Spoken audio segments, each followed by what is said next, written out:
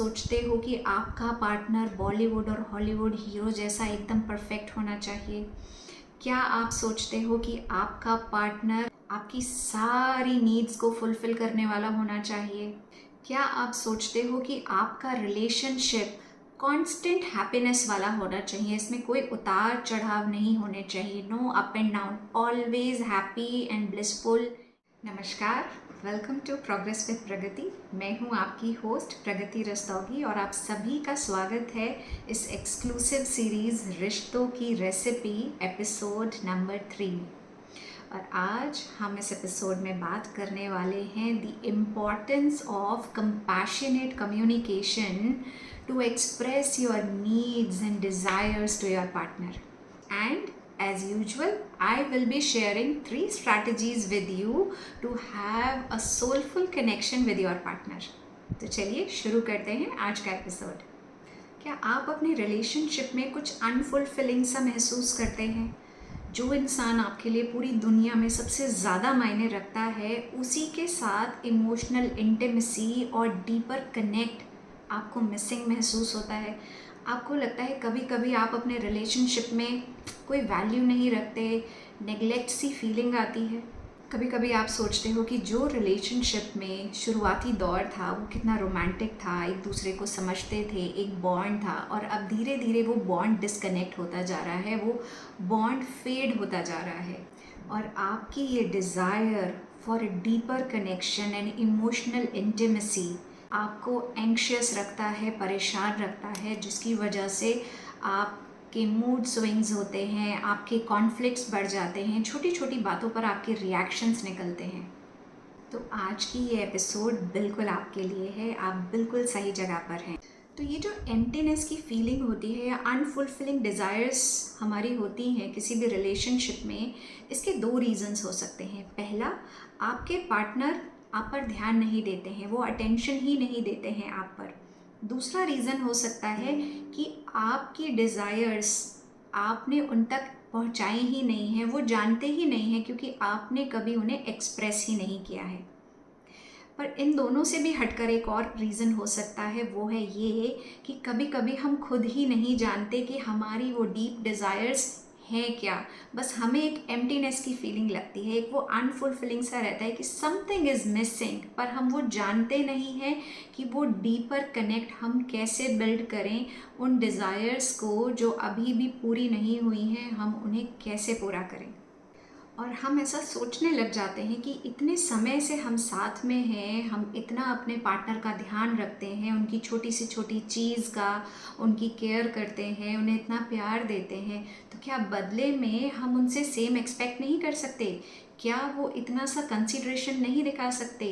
क्यों हमें एक्सप्रेस करने की ज़रूरत है? इतने टाइम से साथ रहते हैं, क्या वो हमारे फीलिंग्स और इमोशंस को समझ नहीं सकते? मैं समझ सकती हूँ आपकी फीलिंग को, पर मेरे पास आपके लिए कुछ सवाल हैं।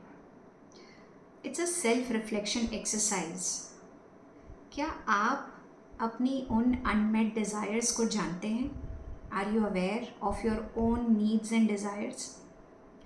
क्या आपने अपनी इन डिज़ायर्स को अपने पार्टनर के साथ शेयर किया है? क्या आपके पार्टनर आपकी इन डिज़ायर्स और इन नीड्स और इन एक्सपेक्टेशंस के लिए अग्री हैं? क्या आप अपने पार्टनर को क्रिटिसाइज़ करते हो कि वो आपकी नीड्स को, आपकी डिज़ायर्स को फुलफ़िल नहीं कर पा रहे हैं? चाहे वो आपका स्टैंड लेना हो, आपको सिक्योर फ़ील कराना हो, आपके फ़ेवर में डिसीज़न्स लेना हो, एनीथिंग, कुछ भी हो सकता है।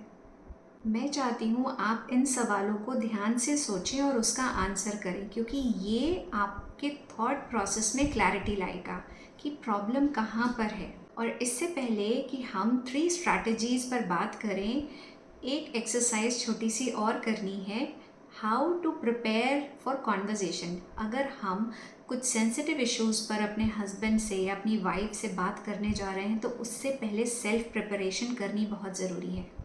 देखिए, हम यहाँ पर कंपैशनेट कम्युनिकेशन की बात कर रहे हैं, एक डीपर बॉन्ड की बात कर रहे हैं, एक इमोशनल कनेक्ट की बात कर रहे हैं अपने पार्टनर के साथ। तो सबसे पहले अगर हम अपना करंट मेंटल स्टेट यानी हमारा करंट थॉट प्रोसेस क्या है उस पर रिफ्लेक्ट करेंगे तो हमारा आगे का प्रोसेस इजी हो जाएगा।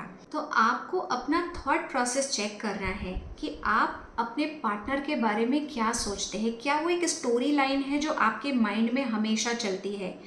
मेरे पार्टनर लेज़ी हैं, मेरे पार्टनर सेल्फिश हैं, मेरे पार्टनर अट्रैक्टिव नहीं हैं, we are not made for each other, we are not a good looking couple, वो मेरे मैच के नहीं हैं। Any story that you play in your mind, आपको वो आइडेंटिफाई करना है। बिकॉज अगर आप अपने पार्टनर के साथ बैठकर कंपैशनेट कम्युनिकेशन की हम बात कर रहे हैं, तो अगर आप बैक ऑफ द माइंड में ये थॉट लेकर जाएंगे, ये थॉट प्रोसेस के साथ बैठकर बात करेंगे, तो ट्रस्ट मी रिजल्ट आपको नहीं मिलने वाले हैं। सबसे पहले आपको आपकी बैक स्टोरी चेंज करनी पड़ेगी। जब तक आप अपना ये बिलीफ चेंज नहीं करोगे कि मेरा पार्टनर, जब तक आप सोचोगे कि ये मेरे लायक ही नहीं है, ये मेरा गुड मैच ही नहीं है, आप उसके साथ एक डीपर कनेक्ट नहीं बना पाओगे। बिकॉज एक तरफ आप चाहते हो मेरा बॉन्ड अच्छा हो और दूसरी तरफ आपके थॉट्स बिल्कुल ऑपोजिट डायरेक्शन में हैं कि we are not a good match. So compassionate conversation शुरू करने से पहले अपने पार्टनर के साथ अपनी ये बैक स्टोरी को क्लीन करिए। जब तक आपका बैक स्टोरी क्लीन नहीं होगा, आप फ्रेश आइज से एक ओपन माइंड के साथ उनके साथ कॉन्वर्जेशन लीड नहीं कर पाओगे। उनको एक बेनिफिट ऑफ डाउट दीजिए। हो सकता है जैसा आप सोचते हैं वैसा उनके नज़रिए से ना हो, उनका पर्सपेक्टिव डिफरेंट हो सकता है। सो फर्स्ट थिंग आपको ये सोचना है that we are a team, हम एक ही टीम में हैं और हम दोनों को एक ही गोल, जो कि हमारा सोलफुल रिलेशनशिप है, उसके लिए बात करनी है, कॉन्वर्जेशन करना है। We are not in the opposite teams. भले ही करंटली आपको फील होता हो कि वी आर डिस्टेंस, हम दोनों के बीच में दूरियां हैं, वो बॉन्ड नहीं है, वो प्यार, वो इंटीमेसी नहीं है, still I want you to clean your back story, clean your slate. आपको कोई जार्गन्स माइंड में लेके प्री सेट माइंड से नहीं जाना है, क्लीन करके और ये सोच कर कि वी आर अ टीम, हम एक टीम में हैं। जब तक ये माइंडसेट आप नहीं बिठाओगे, आगे की स्ट्रैटेजीज इसी पर बेस्ड है। सो बैक स्टोरी चेक करने के बाद, आइडेंटिफाई करने के बाद, आपको खुद से पूछना है कि व्हाट आई वांट, एक्चुअली मुझे चाहिए क्या, मेरी क्या डिज़ायर्स हैं जो कि अनफुलफिल्ड हैं। हो सकता है मुझे रिस्पेक्ट चाहिए हो इस रिलेशनशिप में जो मुझे नहीं मिल रहा है। हो सकता है मैं अप्रिसिएशन चाहती हूँ कि मैं अगर कोई काम कर रही हूँ या कर रहा हूँ तो उसके बदले में कोई ग्रेटफुल हो, कोई अप्रिशिएट करे। हो सकता है मुझे थोड़ा सा अफेक्शन चाहिए, चाहे फिज़िकल अफेक्शन हो या इमोशनल कनेक्ट हो सकता है मुझे पसंद है कि हम हाथों में हाथ डालकर पार्क में घूमें या हम मूवी साथ में देखें, हम डिनर साथ में एंजॉय करें। कोई भी आपकी डिज़ायर ऐसी है जो आप चाहते हैं कि आपका पार्टनर आपके साथ करे, तो आप बेहतर महसूस करेंगे, वो बॉन्ड डीपर होगा। हो सकता है आप चाहते हो कि मेरा पार्टनर हमेशा मेरे साइड पर खड़ा रहे, मेरा स्टैंड ले, जिससे मुझे सिक्योर्ड फील होता है। तो आपको सबसे पहले खुद से पूछना है कि मेरी वो क्या डिज़ायर्स हैं जो मैं अपने पार्टनर से एक्सपेक्ट करती हूँ या करता हूँ।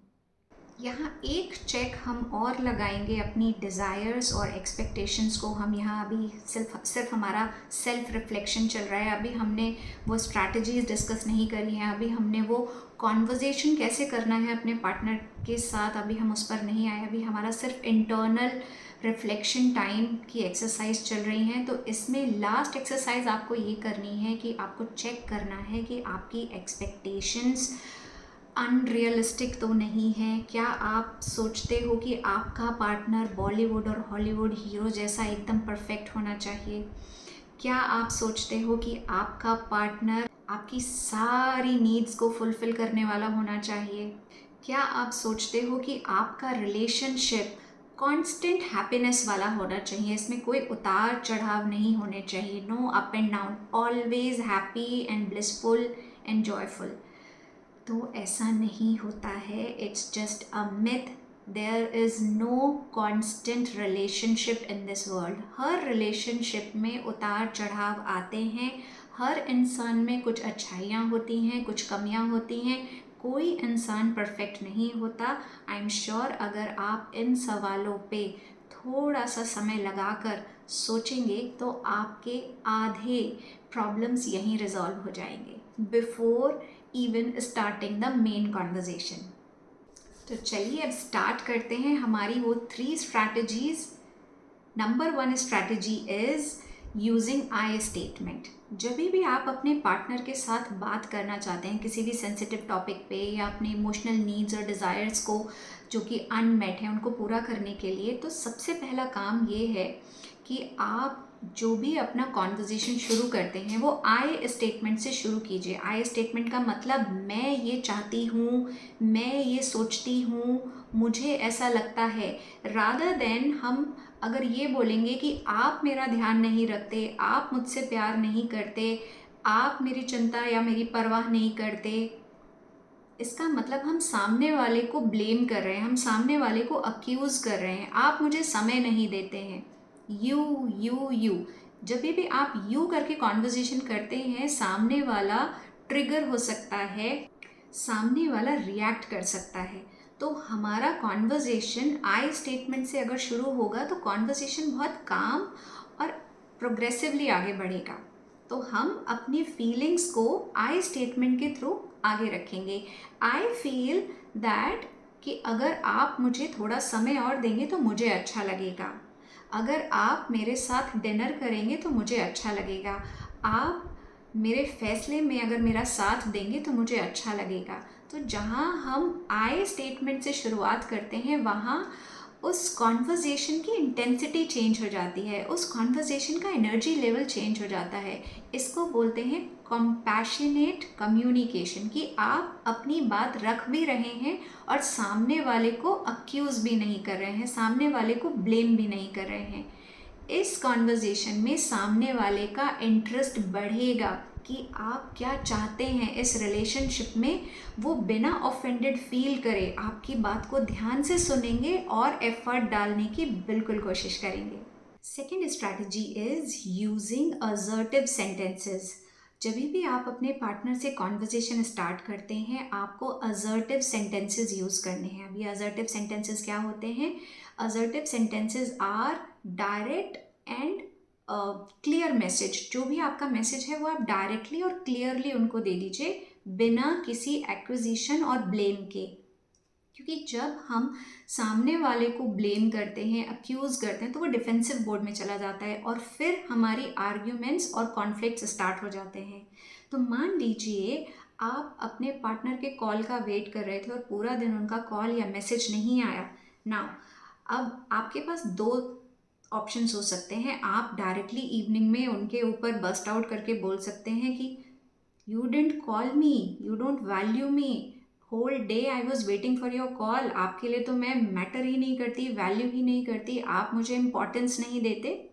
सो this is derogatory language, this is accusing language, कि आप अक्यूज कर रहे हैं सामने वाले को। इसको हम चेंज कर सकते हैं असर्टिव सेंटेंसेस के साथ, कि आप अपने पार्टनर से इस तरह से बात कर सकते हैं, what kept you busy whole day, आज पूरा दिन आपको किसने बिजी रखा, I was waiting for your call. So this is assertive sentence. और जो हमने शुरू में वर्ड्स यूज़ किए थे, जो सेंटेंसेस यूज़ किए थे, वो है डेरोगेटरी लैंग्वेज, जिससे सामने वाला डिफेंसिव फील करता है, उसको लगता है कि आप कंप्लेन कर रहे हो, आप ब्लेम कर रहे हो बिना कुछ बैक स्टोरी जाने। तो जब भी आप कॉन्वर्जेशन स्टार्ट करें हमेशा एक प्री कंसीव्ड नोशन के बिना, ब्लैंक स्टोरी के साथ जाकर कॉन्वर्जेशन स्टार्ट करें। First strategy is using I statement. I was waiting for your call, आपको किस चीज़ ने बिजी रखा, आप सामने वाले को अक्यूज़ ना करें, ब्लेम ना करें, असर्टिव सेंटेंसेस यूज़ करें। So if you find yourself complaining, demanding, then always use I strategy. हमेशा याद रखिए जब आप आई स्ट्रैटेजी यूज़ करेंगे तो आप बहुत प्यार से बोलेंगे, I want you to do this for me. Now the third strategy. Third strategy, HAD strategy, HAD, HAD. H for honest, A for authentic, and D for direct.